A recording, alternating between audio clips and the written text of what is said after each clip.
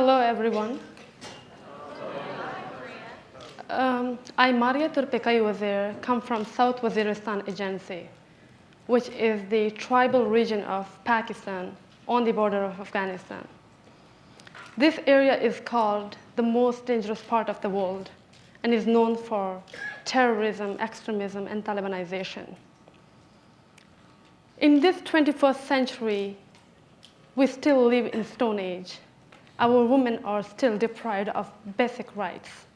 They're not allowed to get education, play sports, or get health care. They even can't leave the house. They are confined to four walls.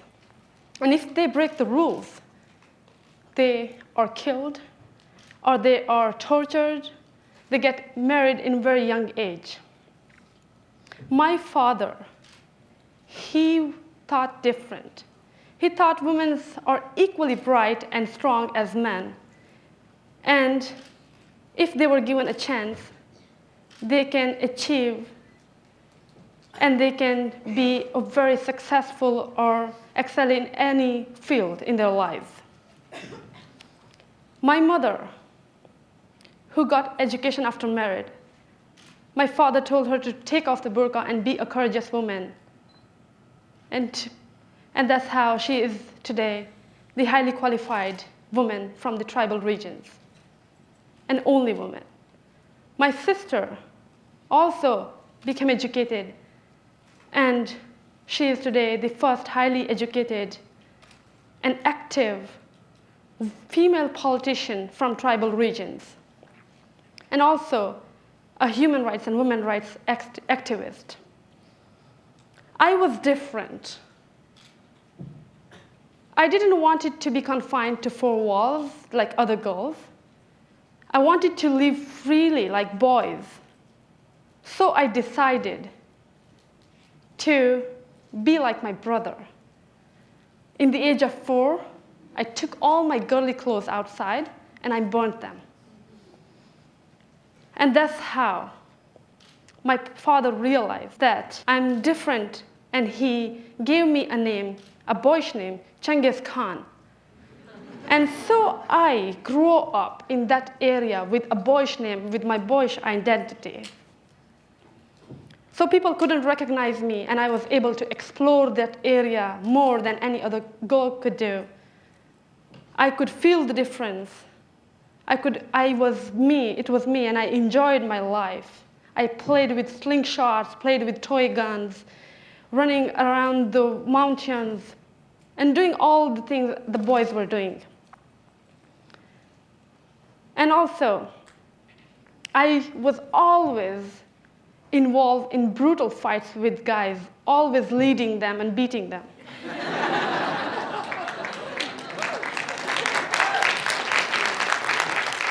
And when we came to city, my family, my father again found me in a big fight. And I got 12 stitches in my head. I was all bleeding. So my father thought that it would be wrong if he told me that in this society, a girl can't stay outside that long, and you are now 12 years old.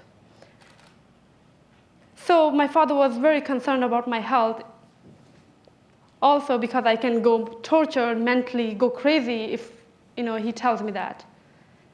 And also I was very short-tempered and very aggressive.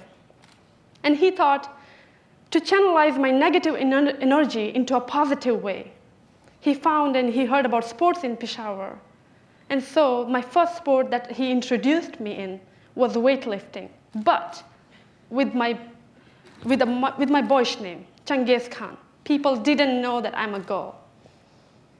And so after a month or two, I played a boys' championship, a weightlifting championship. Again, I beat some guys.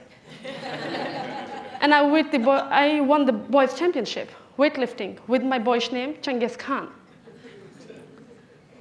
And then all of a sudden, I showed my interest in squash.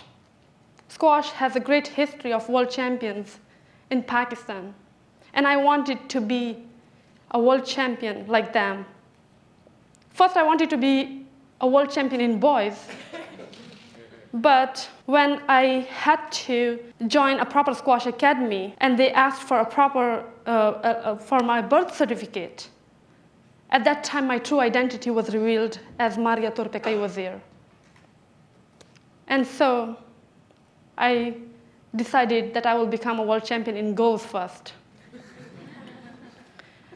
And from that time, I was struggling hard because the whole society was not accepting me as a squash player too, but also I was walking out the house and living like freely, without a veil, without any burqa.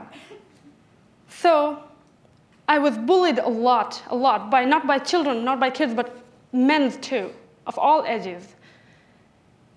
So I locked myself into a squash court. That was my safe haven. And I started playing from morning to evening. Even my hand was swollen, bruised, bleeding, I kept playing, and I was up for next day the same. And I used to make my own balls, making them and gluing them together and playing with them for hours and hours. And also, in 2007, when I became very well known in Pakistan because I came third in the World Juniors and became the best third junior player in the world. I was given many awards by presidents and prime ministers, but that brought a great danger to myself and to my family. We were threatened to death by Taliban. And at that time, I knew that I'm a girl, and girl is the biggest honor, but girl can be a biggest dishonor if she's kidnapped or killed, like in that way. So I decided to stay home.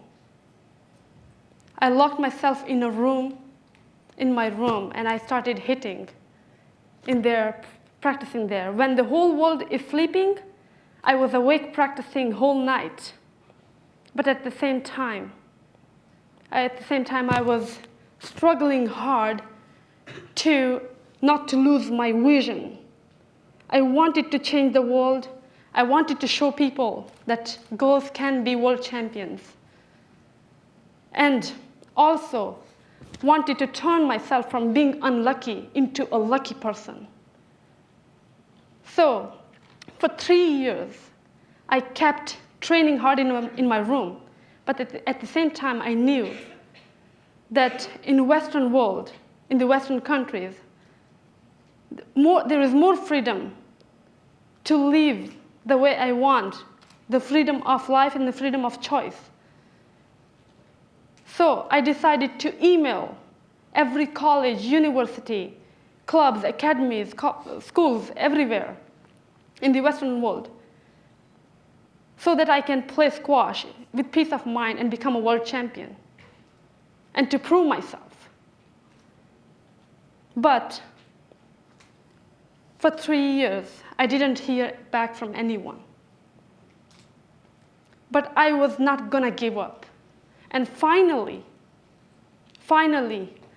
the nature and God had to listen to me. They knew that I'm not gonna give up. And after 3 years, I got an email back from Jonathan Power. Jonathan Power is a world champion, world #1 for many years.